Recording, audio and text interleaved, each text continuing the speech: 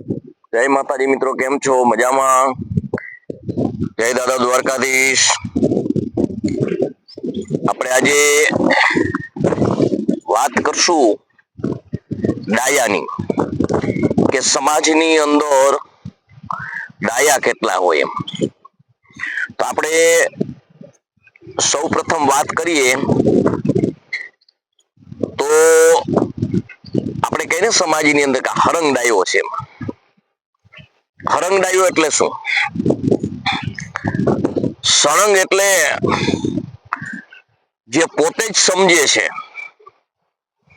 પોતે જ સમજે છે એ પ્રમાણે બીજો કરે, આવી સલાહ જે ઈચ્છતો હોય, સલાહ આપવા ઈચ્છતો હોય, એને આપણે સળંગ ડાયો કહીએ.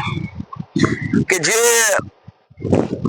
પોતે દાખલા તરીકે કોઈ પણ કઈ કામ કરે છે, કોઈ કાર્ય કરે છે, તો એની અંદર પોતાના મત મુજબ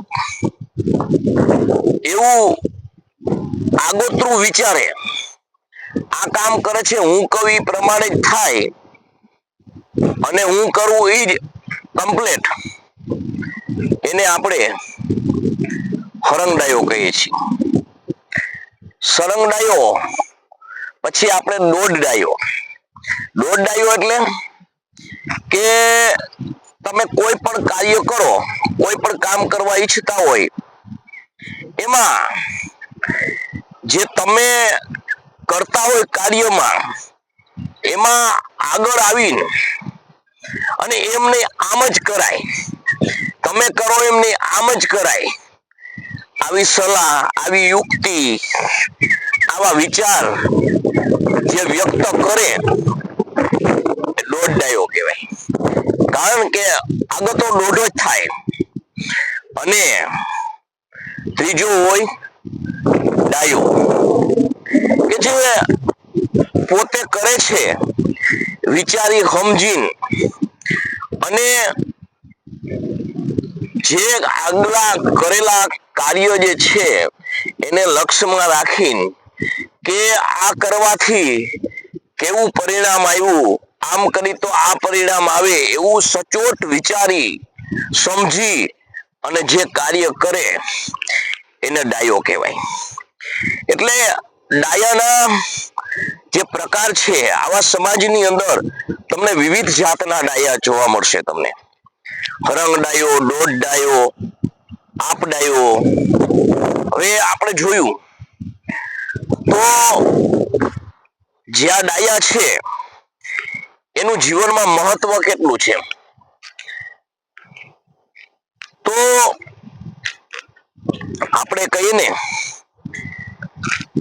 કે કોઈ પણ આપણે કામ કરીએ ત્યારે આપણા મત મુજબ જ આપણે કરતા હોઈએ છીએ, અને આપણું કાર્ય આપણે વિચારી સમજીને જ કરતા હોઈએ છીએ.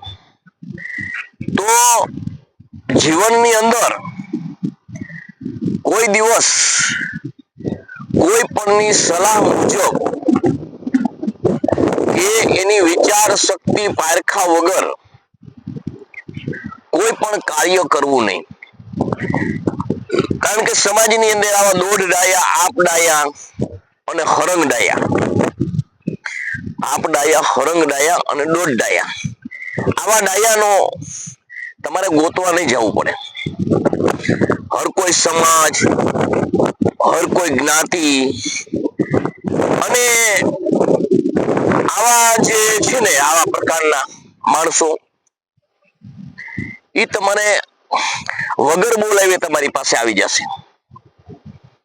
એમાં જો તમારી સ્થિતિ સારી હશે ને, કમ્પ્લેટ હશે ને, તો અઢળક આવશે, જથ્થાબંધ આવશે.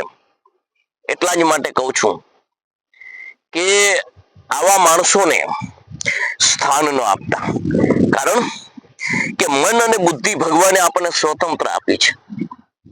તમે જ્યારે કોઈ પણ કામ કરો ને, ત્યારે મન બુદ્ધિ દોડાવીને જ કરજો, વિચારીને જ કરજો. જો આવી રીતે તમે કરશો ને તો જીવનની અંદર તમારે પસ્તાવું નહીં પડે. તમે જે કાર્ય કરો એ કાર્યને તમે શાંતિથી એકવાર વિચારો કે હું જે આ કાર્ય કરું છું એ બરોબર છે, હું કાર્ય કરું એ યોગ્ય છે, હું કાર્ય જે કરું છું એ સફળ થશે. તો શાંત ચિત્તે એકવાર બેસીને તમારા અંદર પૂછજો, આખું બંધ કરીને, ચિત્ત એકાગ્ર કરીને, તો અંદરથી તમને જવાબ જે મળે ને હા નાનો, એ તમે પેન લઈને અને નોટમાં નોંધી લેજો એમ. અને પછી તમને કોઈ પણ આવા પ્રકારના માણસો મળે, હરંગડાયા, દોડડાયા, આપડાયા, તો એના વિચાર છે ને એ આની સાથે મેળવજો અને પછી તમારું ધારેલું કાર્ય કરજો કે પછી એનું ધાર્યું તમે કરો. એટલે જે તમને અંદરથી જવાબ જે મળ્યો છે ને એ જ સાચું હશે. માટે મિત્રો, જે વસ્તુ કરો એ વસ્તુ સચોટ કરવી એમ. એટલા માટે આપને